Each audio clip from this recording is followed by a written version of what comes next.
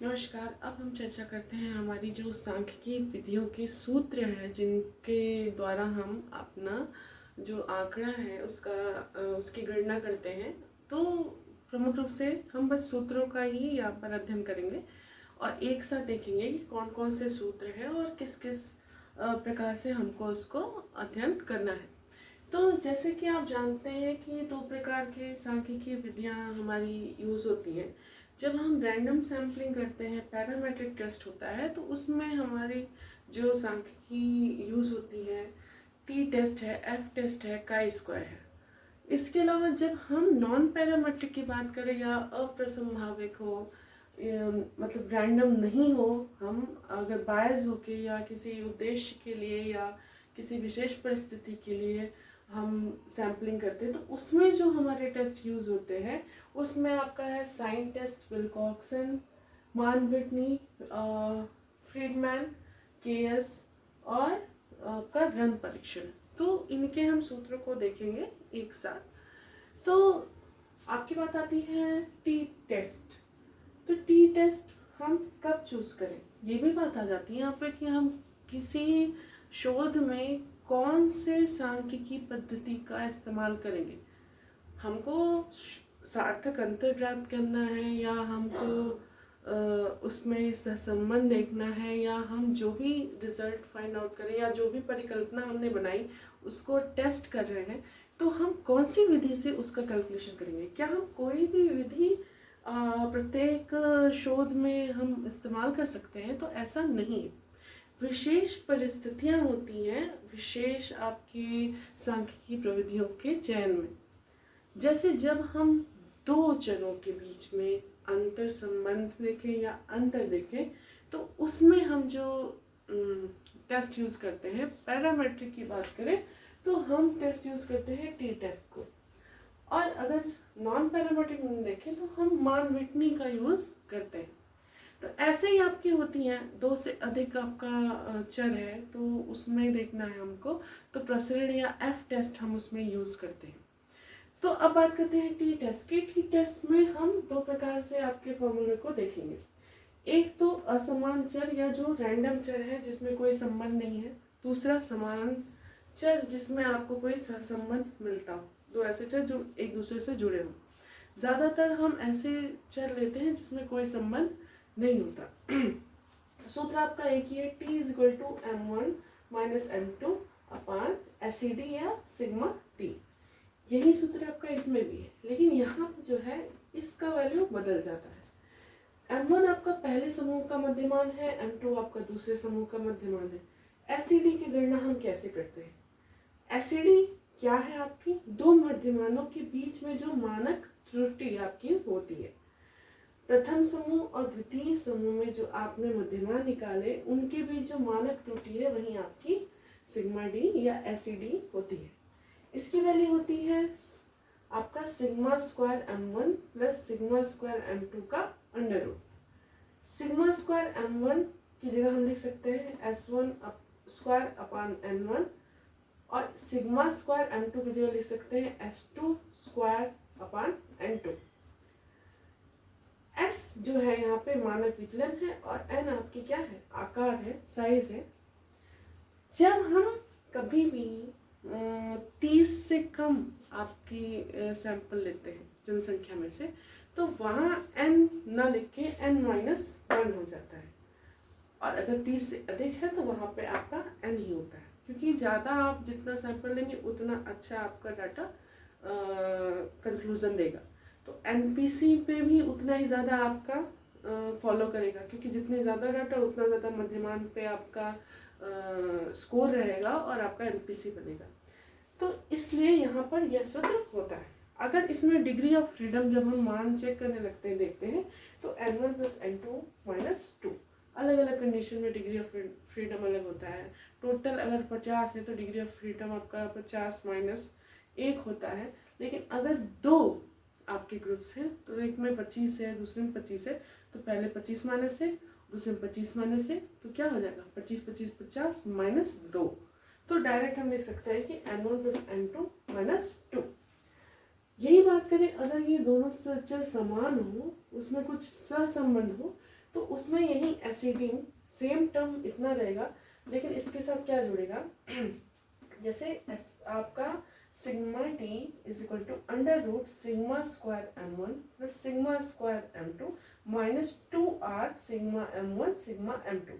ये आर क्या है, आपका सहसंबंध है, जिसको आप पियर्सन या प्रोडक्ट मूवमेंट मेथड से निकाल सकते हैं उनके बीच में। क्योंकि अगर हम नहीं ध्यान दें कि दो चर एक साथ एक सहसंबंधित है या नहीं, तो हमारे कुछ एरर्स आते हैं। उन एरर को दूर करने के लिए हम सहसंबंध निकाल लेते हैं।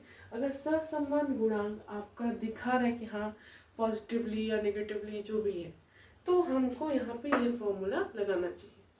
तो ये आपका क्या है, टी टेस्ट।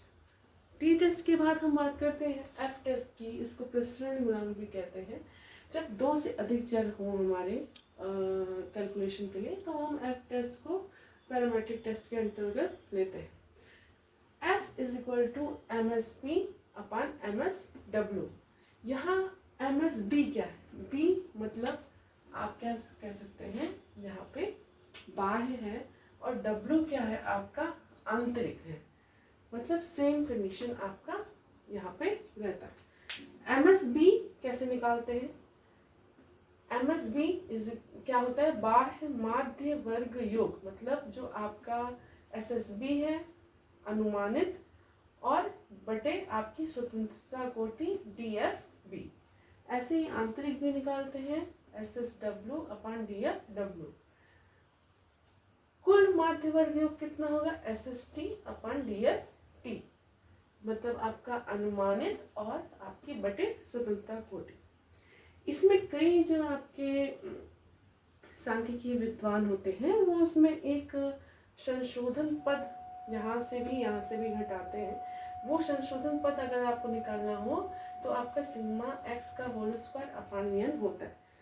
ये एक एरर को दूर करने के लिए, आपका संशोधित करने के लिए, परिशुद्ध करने के लिए यहाँ पे डायरेक्टली यूज किया जाता है। इसके बाद बात करें, हमारा काई वर्ग आपका परीक्षण है। तो काई वर्ग का जो स्क्वायर है, उसका मतलब सूत्र है, तो chi square is equal to sigma F O minus F E का होल स्क्वायर अपान एफ ई।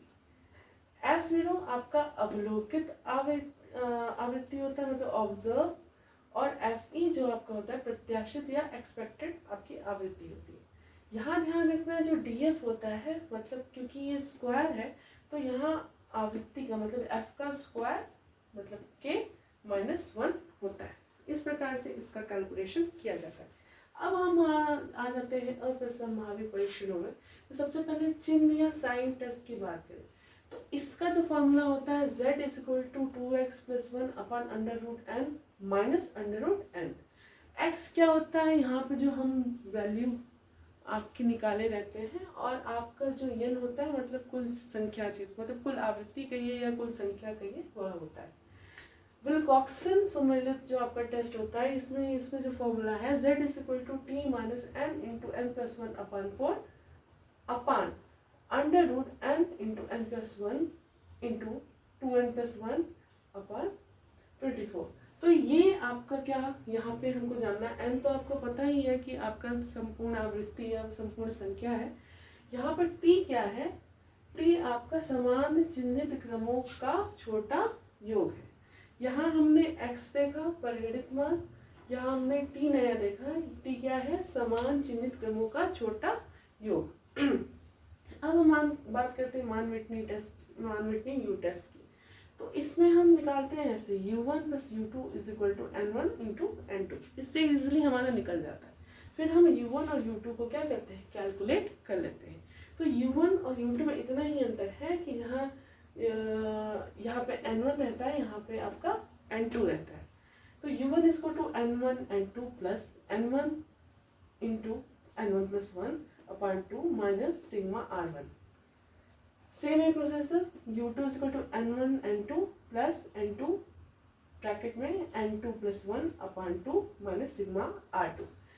तो जो n आपका जहाँ भी आएगा वो पूरे प्राप्तांक है। तो n1 अगर आ रहा है तो आपका ये प्रथम प्राप्तांक समूह होता है, n2 आपका द्वितीय प्राप्तांक समूह होता है, सिग्मा R1 क्या होता है, प्रथम समूह प्राप्तांक में आवंटित जो क्रम होते हैं उसका योग होता है, और जो सिग्मा R2 है यह द्वितीय समूह प्राप्तांक आवंटित क्रमों का योग होता है। ये आपका मान विटनी टेस्ट का फॉर्मूला है। अगली बात करें हम, अगर फ्रीडमैन रिमार्की टेस्ट है तो इसमें काई स्क्वायर इक्वल टू क्या होता है, यहाँ पे हमको देखना है। काई square is equal to 12/n के ब्रैकेट में k+1 sigma RI square minus आपका क्या 3n इंटू k+1। तो यहाँ पे जो आपका सूत्र है इसमें हमको क्या जानना है, ये काई स्क्वायर आप जान ही रहे हैं, यहाँ n समझ ही रहे हैं, प्रत्येक समूह का प्राप्तांक n है, और k क्या है आपका समेत समूह संख्या, और इसमें एक और टर्म है RI क्या है, iवें समूह क्रमों का योग। सिग्मा जहाँ भी होगा वहाँ हम पूरा जैसे जो सारणी में निकालते हैं उसका सबका समेशन करते हैं। अब बात आती है आपके KS1 सैंपल मेथड की, तो इसमें रो इज इक्वल टू सर्वाधिक F0 माइनस FE बटे n, ये इस टाइप का है। तो इसमें स्क्वायर न रहे तो यहाँ पे क्या, जैसे सर्वाधिक ये माइनस ये अपान n, KS1 सैंपल मेथड होता है। अब बात करते हैं हमारे रन परीक्षण की। रन परीक्षण में जो फॉर्मूला है z is equal to 2r minus bracket में n+1 अपान √n इंटू n-2 अपान n-1। तो इसमें आप जान ही रहे हैं कि यहाँ पे आपका n क्या है और r क्या है। तो ये हमारे प्रमुख सूत्र हैं। भी आपको लग रहा होगा कि क्या है, अगर आप इसको अध्ययन नहीं किए होंगे, ये बस इस जो क्लास का यही महत्व है कि जैसे हम विभिन्न जगह से अलग अलग टेस्ट पढ़ते हैं, अलग अलग फार्मूला पढ़ते हैं, तो मैंने एक ही जगह पे लगभग सारे फार्मूलों को यहाँ पे डिनोट किया है, ताकि हमको ये मतलब दुविधा न रहे कि कभी हम कंफ्यूज होते हैं ना कि हाँ इसका फॉर्मूले में था तो इसमें हम किस चीज़ का अध्ययन करते हैं। तो एक साथ देखने पे होता है ना कि एक तरह से रिवीजन आपका हो गया। तो ज़्यादातर हम लोग T test, F test, chi square और मान विटनी टेस्ट को यूज़ करते हैं। इसका कभी कभी हम लोग विल्कॉक्सन को भी यूज़ कर लेते हैं, ज़्यादातर जो हमारे एक्सपेरिमेंट होते हैं। बाकी ज़रूरी सभी हैं, सभी की अपनी विधियाँ हैं। ये हम इसके सैद्धांतिक परिप्रेक्ष्य में जब बात करेंगे कि कब, कहाँ, क्यों, कौन सी चीज़ें यूज़ होती हैं, तब हम ये चर्चा करेंगे कि हमको किस टेस्ट को कब चूज़ करना है।